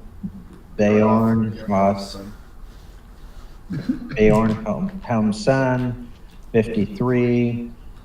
Tree and Leaf, 64. Farmer Giles of Ham, 49. Oh. And Tom Bombadil, 62. Okay. So And the Tolkien Reader, including Smith of Wooten Major, as well as the previously published Farmer Giles of Ham, was not until 66, 67 then. correct. And I've got the 15th printing of this book in 72. Nice. So apparently this reader was quite popular, and I am going to guess it probably was used in literature classes at the college level, at least. Oh yeah. I've got a copy. Definitely. Yeah. It's a nice collection of short stories. Yeah. It's interesting, the whole thing about printings, because like currently I'm trying to sell a copy of Ronald Reagan's autobiography that belonged to my father, and so it's a first edition, first printing that he signed. It's inscribed to my dad when he was living in California and in Orange County, and was helping Reagan on one of his gubernatorial, his governor bid to become governor in 1966. But what's interesting is that you have to really look carefully, because sometimes it'll be first edition, but it's the third printing or whatever. So you have to look at that too. It's always published. Yeah, the books that my grandfather and grandmother left that are now mixed in my bookshelf, some of them are relatively valuable because they're 1880 through 1920, sometimes first printing material. So we, I'm gonna read, when I have some time, I'm going to read them, but then I will likely be listing them for sale at much higher prices than their published price. What's the oldest Tolkien book that each of you owns? I mean, do you have any old copies of things? Are they newer-ish? Oldest copy that's not in tatters? My Arthur Conan Doyle Memorial Edition, Oh, nice. Sherlock Holmes collection. What about Tolkien? Old copy of The Hobbit, maybe? Silmarillion. Yeah. I'll have to look and see what edition, but I think it's a 70s. Yeah. That would be first or second. Yeah. Yeah, I think I have a 1980 copy. You don't have to. It's okay. Silmarillion. Yeah. Say not in tatters. Yeah. Yeah. Exactly. My books are well loved. Well, even your red one volume there. Do you know how valuable that is now? No. It is expensive. Oh, it's in pretty good shape. The map's a little torn. I would Yeah. love to get my hands on a first edition Hobbit. Oh my goodness, that is so Yeah. expensive. You would I bet found that is. online in a UK charity shop, like a thrift store, Yeah. the 25th anniversary of The Hobbit, which would be 1938 plus 25, so 1961, something like that, 63. And it was like it was only like $50, $60. And I almost bought it and I didn't at the time. I really regret This it, is a reprint. It's 81. because I have a 50th anniversary of The Hobbit, and I had a copy of the 75th, but I gave it to a friend. Oh yeah. My father's edition of Lord of the Rings here that is well taped, and what he read to me when I was a child is 65, fourth printing, March 1966. Oh. Of the authorized edition Ballantine books. Oh, hey, Gary, that's about when you read it the first time, right? 95 cents. It's a 79 Valentine paperback Yeah. and badly battered. Shoot up. Yeah. Gary, weren't you? Didn't you say that the first time you read it was in the 60s when you were in the Air Force? No, the first time I read it, I was going to the University of Wisconsin. I'm talking about The Hobbit. Was 1965. 65. Yeah. And, Pictures by Tolkien 79. and I don't know what happened to my other editions of Lord of the Rings, because I got a 50th edition, which is what Yep. it's bound very Is it the nice. gold one or the green one? It's brown with gold. I have the gold one. Yeah, Yeah, I like the texture on that. That's a real beautiful volume. yeah. And I snatched it up, and I don't know what happened, because I had separate You want to read copies of the Fellowship of the Ring, the Two Towers, and Return of the King. Okay, well, shall we continue on? And Anthony, how about if you read letter 223? Yep. So this is letter 223 from a letter to Rainer Unwin, dated July 31st, 1960. I am in fact utterly stuck, lost in a bottomless bog, and anything that would cheer me would be welcome.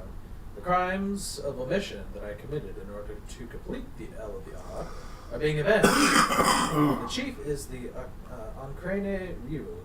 My edition of the prime manuscript should have been completed many, many years ago. I did at least try to clear it out of the way before retirement, and by a vast effort sent in the text in September 1958. But then one of the misfortunes that attend on delay occurred, and my manuscript disappeared into the confusion of the printing strike. The proofs actually arrived at the beginning of this June, when I was in full tide of composition for the Silmarillion, and had lost the threads of the Middle English work. I stalled for a while, but I am now under extreme pressure. 10 hours hard per diem day after day, trying to induce order into a set of confused and desperately tricky proofs and notes. And then I have to write an introduction.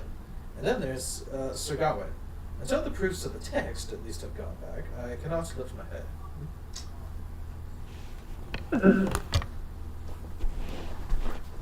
And this is the first letter for many months. Yes. And Anthony, have they included any letters in between 222 and 223 or not? Oh yeah, a bunch. At Really? least 6. Okay. Yeah. So clearly there's gaps Yeah. that the newest edition is very helpful in filling in. Yeah. So, okay, so basically, Tolkien is really busy. He's retired now, isn't he? Busier than ever. Yeah. But Which everybody takes as oh, you're retired now, let's do this. Yeah. Poor Edith really couldn't get him to do anything around the house. He's just slammed. You've watched, Kate and I just started the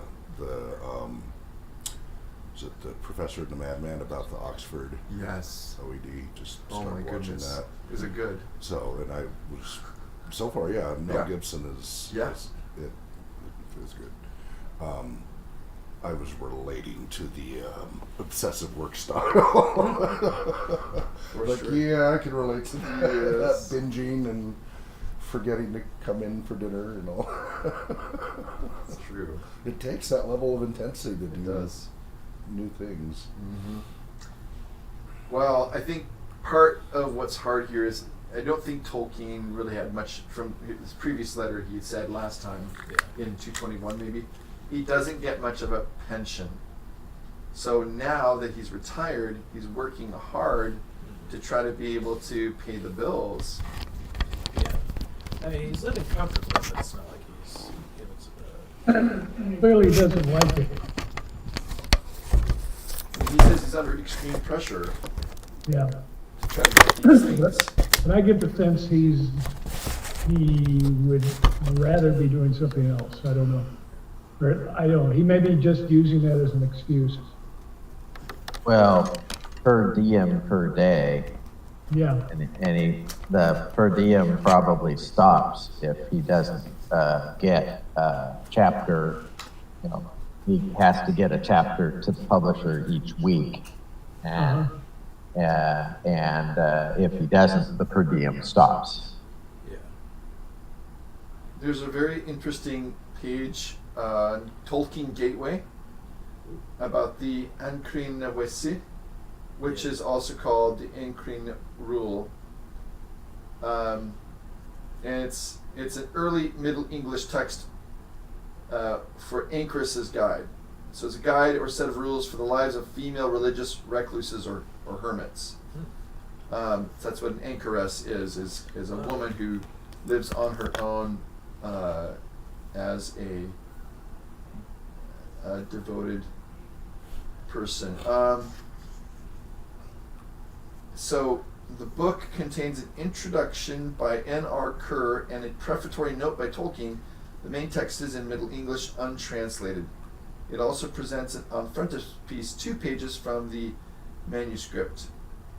It was reprinted in 1997 in the original hardcover and again in 2013 in white paperbacks. So that's the text he's talking about that he contributed to. 244 pages, released originally on the 7th of December 1962.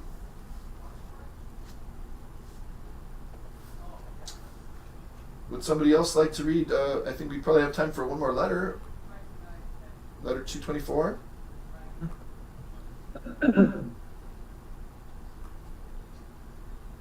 Oh, this is Lewis. Yes. I can read Lewis. From a letter to Christopher Tolkien, 12 September 1960, a comment on a book by C.S. Lewis. I've just received a copy of C.S. Lewis's latest Studies in Words. Alas, his ponderous silliness is becoming a fixed manner. I am deeply relieved to find that I am not mentioned. I wrote for him a long analysis of the semantics and formal history of BHU with a special reference to, Lucis. At all that remains is the first 9 lines of Lucis, page 33, 34, with characteristic Lewisian intrusion of beards and cucumbers. The rest is dismissed on page 36 with, we have not a shred of evidence. He remains at best and worst an Oxford classical don while dealing with words. I think the best bit is the last chapter, and the only really wise remark is on the last page. I think we must get it firmly fixed in our minds that the very occasions on which we should most like to write a slashing review are precisely those on which we had a much better hold, on which we had much better hold our tongues. Ergo, syllabo, which Therefore, I will be silent. Anthony's got the note. Well, no, I translated myself. Oh, Yeah, that's it. yeah. Yeah, therefore I will keep silent, yes.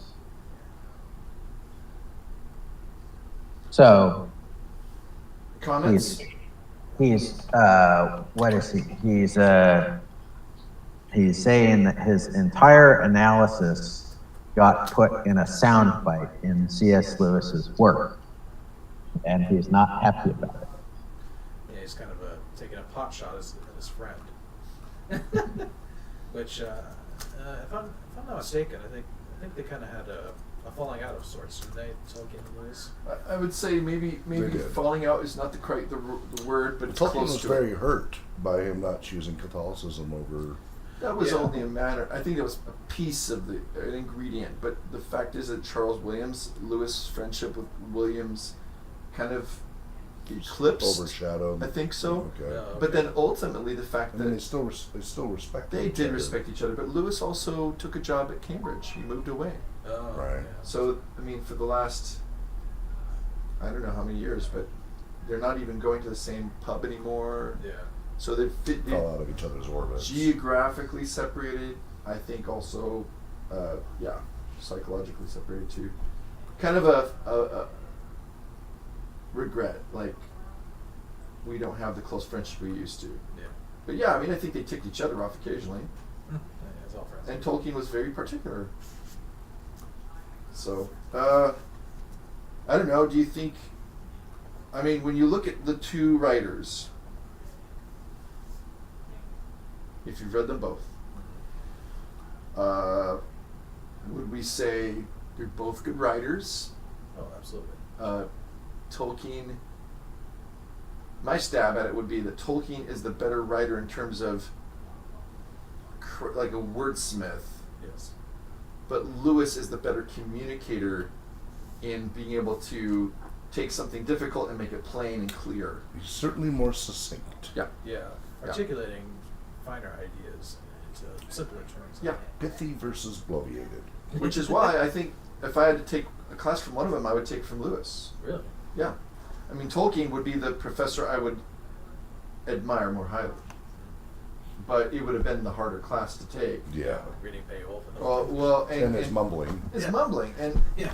I mean, just... Tangents. Yes. I mean, that would have been really hard. Let's be honest. Yeah. No, it would have been fun to like go to Inklings meetings with Yes. him. Yeah. But I it mean, would have been brutal having. a Where professor. are the former Tolkien students saying, "Oh, my teacher inspired me. He was amazing." Yeah. Yeah. Not so much. It's No, people they- who read what he They've wrote. written about his Halak, blah blah blah blah blah. Yeah, yeah, yeah. But that he was really John Lennox. hard to keep up with. John Lennox, He was all over the place. the retired Oxford mathematics professor. He's still alive, and he took classes from Lewis. And, Really? Yep, and he said he was a good teacher. He was good. yeah. Yeah. I would, Because he was at Oxford in the 50s. Teaching skills are not the same as creative skills. It's great when they both come together, Yeah. but they are Yeah. separate domains. yeah. Well, it is 2:46, so I propose that we begin next month with letter 225 and reserve the last 10 minutes of our meeting to talking a little bit about the new year, if you don't mind. Okay. And so our next meeting will be January 13th. Thank you. So let's have a little discussion, shall we, about next year. And Anthony, could we start by just going back and saying, okay, where were we on the plan? I don't know if you have that handy or if you Yeah, want I to pull do. it up. Great. If you could just remind us about kind of where we were going with this whole idea of, okay, so influences by Tolkien on modern or more modern writers. Then we did contemporaries, and then we looked back at, going through history, Yeah. historical influences on him. So where were we, and what do we have left? Yeah, so I think we've been kind of going through the Middle Ages, but we've been delving into sort of the influence of Arthurian legend on Tolkien, starting with Geoffrey of Monmouth's Historiam Regum Britanniae, the history of the kings of Britain. And then I think we were going to read Tolkien's own poem, The Fall of Arthur. So we didn't get around to that, did we? No, we did not. I've read it, but I don't Yeah. think anyone else has. But well, you probably have too. So we can continue discussing Arthurian legend. The next thing after Geoffrey would be Chrétien de Troyes, who was a French author who wrote a set of Arthurian romances. Now, I don't know if Tolkien was influenced by the French so much as the English, but Yeah, I don't think he was a huge fan of the continental romances. Yeah. You would have known them, though. yeah, Maybe a negative influence, like he wanted to do something yeah, definitely. different. Yeah, I just put that down as like a placeholder. Yeah. But after the Arthurian stuff, there's the Kalevala, which was compiled by Elias Lundroth in the 1800s, though it's based on much older Finnish folk tales, of course. And, Tolkien wrote Tolkien wrote his own version of the story of Kalervo. Which we did go over that. We did a comparison reading Yeah. of the two. We could do that again. Turin Bar and, Yeah. and that, which was a lot of fun. That was a lot of fun. Yeah. And then after the Kalevala is the Nibelungenlied, Mm. which contains, I think, the Ring of the Nibelungs. Which Yeah, didn't we do that with the Wagnerian Yeah. Society? We did, but it's been Yeah, 4 years yeah, now. It's been many years. Yeah. 4 or 5. That was a great That episode. was great. Multiple. He And showed we could bring him multiple back episodes. too. That would be Sure. fun to do. Yeah, I mean, I that loved was his great. graphic. He did a great Yeah. job walking us through that. He did. I mean, Yeah. so that's kind of the. And then what do we have after the Nibelungenlied? After the Nibelungenlied, I have Thomas Aquinas's some of his work. Right. Just to kind of see if we can define The deep fat fryer. You're right.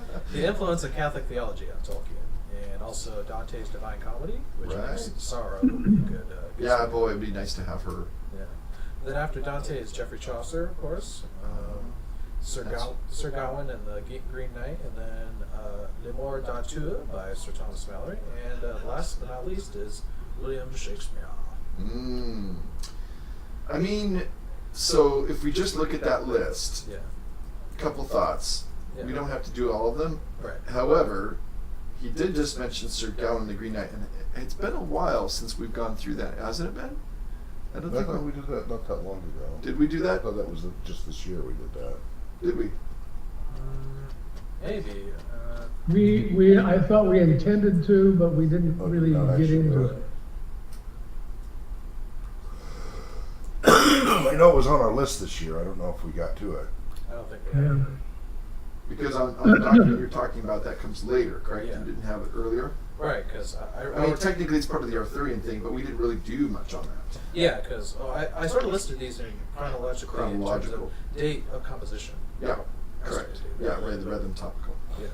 Hmm. So I don't know. We have, So it sounds okay. So we got, on the one hand, we've got unfinished business. We could try to finish that cycle and be done with that in the first 6 months of the year. That's one thought, which, I mean, has some things to recommend. Like, I mean, I'm always willing to take another stab at the Arthurian thing, but we have to be willing to commit to actually, yeah. all of us would have to try to get a hold of a copy of The Fall of Arthur, and because it's a worthwhile read. It's not finished, but it's well worth reading his version. Or we could say, hey, he just mentioned Sir Gawain and the Green Knight in his letter. Let's all have a look at that and discuss it. And then of course the Kalevala would be really great to have a look at that down the road. Not so much January. I think it'd be nice to have a little bit of time for all of us to be able to look at the texts and be able to read the finish and read Turin Turambar as well. Yeah. So that might be a good February one. Yeah. The Nibelungenlied, maybe we can line the guy up again for the spring. He might be willing to come on and share something, kind of a redux.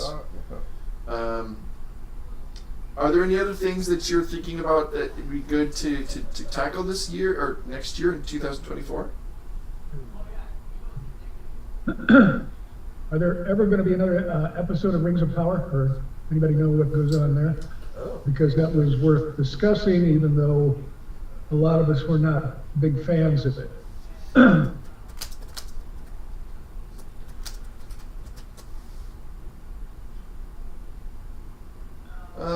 Season 2. No. Excuse me. Going to. Let's see. Well, a big wrinkle in it. Remember last month we talked about this, that the screenwriters, the strike delayed some things, but it was in post production already, I think. So. Yeah. It's likely that it would be 2024, but I don't know. Yeah. Did you see anything on there that gives you an idea? Let's see. Hollywood Reporter said the series would be ready within 24 months of. Let's see. This article that dated back in October 2022, so likely released during 2024, so sometime during the next year. That's all.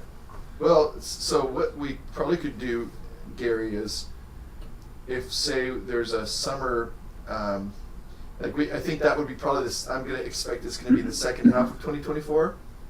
So that would be something we could definitely respond to, like we did last time, where we watched the episode and then or I guess they would release several at a time, so release the whole season. We could have kind of a reaction video. The last time they did it on September 1st. Yeah. But this time it was the, what they released on September 1st was the, because Amazon seems to like that date, was the Wheel of Time, and that series has been completed, at least for this, this particular cycle. Yeah. Okay. Any other thoughts? Hawk, is there anything that you would like us to tackle that we haven't done for a while or haven't done before, or if you, as long as it's Tolkien related, we can bring it in somehow? I always love tying in Tolkien's love of music, even though he never composed. Yeah. I have some records and stuff of Yeah. like that he authorized early on. Yeah. And, Don't swallow. music was such, with his wife, right? Because she played the piano and everything. And, he didn't have the music bug himself, but he loved music. Yeah. And of course, that it pervades the Yep. fabric of his creation. So at some point, if that can come up, I always love to. We've always mentioned it in passing. I don't think we've ever Had a all about the music. dived into it. Yeah. That would be really great if we had, say, specific things to listen to, and then had a month to listen to them. Yeah, because Yeah. I've got. And I then have cassettes. I have records. I have Yeah. all kinds of material. it seems like what would probably be wise is to start creating like a Google document or some kind of shared page Okay. where we can have different musical works inspired by Tolkien. Oh. Well, okay, That might be too broad. No, Professor Chris Seaman Yes. created the Tolkien music list. Let me see Okay. if it's still up. Okay. And it is vast. Okay, so yeah, we don't want to necessarily. So Tolkien-music.com, yeah, it's still up, alphabetically sorted. That includes Led When I Zeppelin. was did gonna say it's Led when I did Zeppelin. my radio show, Yeah. I did entire shows of Tolkien-inspired music. Led Zeppelin has at least 5 or 6 songs, right? Yep. Long list. So Professor Seaman has been collecting that for a long, long time. You know what I would love? That's still up. That's at Tolkien-music.com. A mixtape that has all the different musical things tied into chronologically through the Oh, telling the Silmarillion, story. the Hobbit, and the Lord of the Rings. Yeah, there isn't a lot of that, but as I say, I did a couple of just pure. All it was Tolkien-inspired music radio shows, so 2 hours Yeah. of just Tolkien-inspired music with Yeah. a little bit of info on it. So it is possible to pick themes. Do we know what happened to Rete? Retea. She went on to become a software developer. Oh. Stopped doing her amazing singing, but we Wow. still have those videos and recordings of her singing. She was Cool. the Nice. Elvish singer. Before that, she was a heavy metal band singer, and then she Vocals. went and did the Elvish singer for a few years, and now she's a software developer. Last I saw, Oh, that's really cool. so most of her stuff's disappeared, but we still have everything. Yeah, she was a guest way back over at the Kung Fu for Life studio 10-something years ago. So, and she really just gorgeous voice and beautiful pieces. So, we had the pleasure of her singing live. And that's on our channel. But yeah, I don't think since then. I don't think we've done a music discussion since that Yeah, that'd be great. Tolkien move. So, yeah, that'd be great. So, what's the plan for next month? Yeah. So, topic for next month. What do we want to do? It's a new year. It's 2024. What do our remote participants think? Yes, Gary and Chris. It's the 50th anniversary of D&D. Yes. Well, then perhaps a little bit at least should be devoted to a recap, but Hawk's going to have to keep himself to 15 minutes. Oh yeah. So the influence of Tolkien and RPGs. Well, Yeah. he's gotten quite practiced at his spiel. I've got. Yeah, I can keep that short. Yeah, 15, 20. Yeah, I mean, because most of that changed after the '70s because they got sued because Oh, they yeah. initially released the original D&D with hobbits Yeah. and ents and Balrogs, Yeah. and then they got sued, Yeah. so they had to change it. What's interesting is that the Lord of the Rings also includes the word halfling, but somehow that doesn't get trademarked. Right, because that had prior art, Ah. so they couldn't. They would have if they could have. Yeah. Are you saying they would have trademarked But the they word had dog? changed Ent to Treant, and they changed Balrog to Baelor, and then Baelor to like Type 5 Demon, and Yeah. yeah. So it's pretty funny. Okay, so options on the table for January would include a recap by Hawk on Tolkien's influence on the role D&D, playing, which is its 50th anniversary, yeah, specifically 1974. Tolkien's influence on Dungeons and Dragons, yeah, and on Gary Gygax or the writers, the primary Yeah, movers and shakers. they yeah. list specifically in the back of the books Yeah. the bibliography that lists. But Tolkien. I've seen that. But Yeah. I'm wondering if there's any biography of Gary Gygax in which we can have a nice juicy quote from him about Tolkien. That might be Okay. nice to find. Yeah, I'll need time for that. No worries. Let's see. Or we can crowdsource that. Yeah, I can help. I think in his later years he denied. Yeah, he denied influence. any Yeah, influence of Tolkien, but But the denial is an acknowledgement Right. thereof. yeah.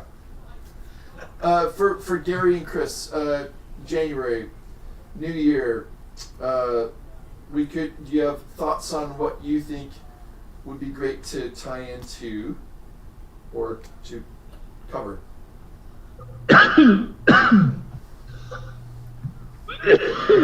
in the middle of a nasty cough, so Sorry to hear that. I'll pass. So, all the things we've got named so far really would take too long to prepare, except for the Arthurian stuff, which we can still try to do. yeah, the influences. The influences, and Gowan the Green Knight, for example. And I think Chris has got a copy. Hawk's got a copy of that. I think I've got a copy somewhere. Do you have a copy? Yep. Gary, maybe we can find a copy for you and send it to you. So, does anybody have any other desire, or does that sound like a good plan? Sounds good to me. I think that's largely fine. I think I think that we should get into the Fall of Arthur as well. Yes. Well, I wholeheartedly agree with that. I gave away my copy to somebody, and so I need to get myself a new one. Yeah. You need to be a reclaimed. His copy of Arthur. Yeah, Yeah, I think Hawk has one. But yeah, He's welcome to borrow it. yeah. Maybe I can borrow yours and read it and then give it to you so you have it beforehand. Fall of Fall of Arthur. Numenor. All of his falls. Fall of Gondolin, Yeah. Fall of Arthur, Fall of Numenor. Fall of Numenor. The Fall of Barad-dûr. Help, I've fallen and I can't get up. Fairless Realm. Okay, so let's Oh, Hawk is, I think it's on the top shelf. top shelf. Yeah. That's right in the middle. In the middle. Oh, yep, there it is. That's right past last time. Yeah, I'll put my name on it and then. And you're sure that's not mine, right? No, I'm not sure actually. Let's you tell me. Oh no! It would have my name in it. If it isn't, then it's yours. So it's yours. Yeah, why don't you write your name on it? Okay, so, well, I think, which one, chicken or the egg? I mean, Gawain was a knight of Arthur's. Yeah. We did, so we could start with the Fall of Arthur. But Gary, I think you're going to have to find a copy somewhere.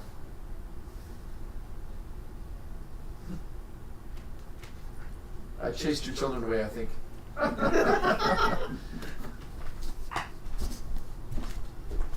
It was not the great wave of Atlantis. It was just the great wave of Mr. Brian.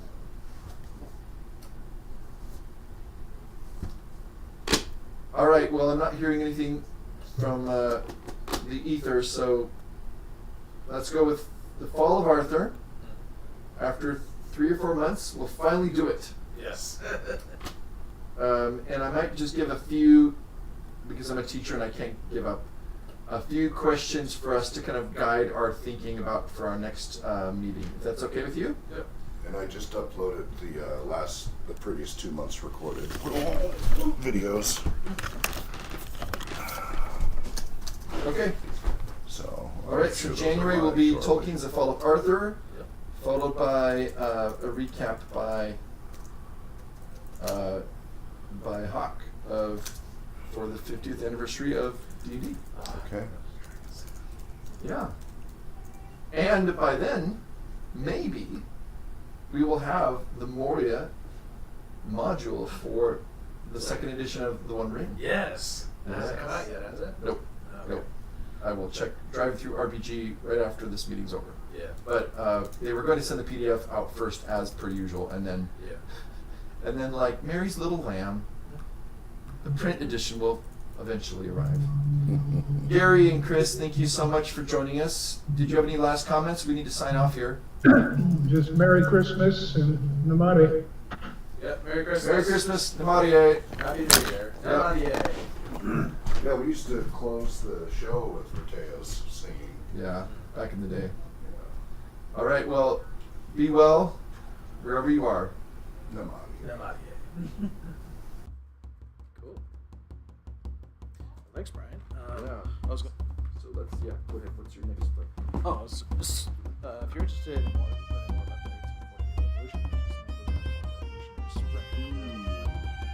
Revolutionary Spring. Yeah, it just came out, I think. Oh my.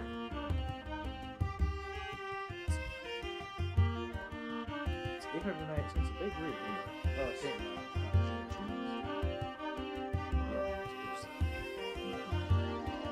So, I found it this week. You've heard of this one before? It's the book. Yeah, well, I've heard of this book.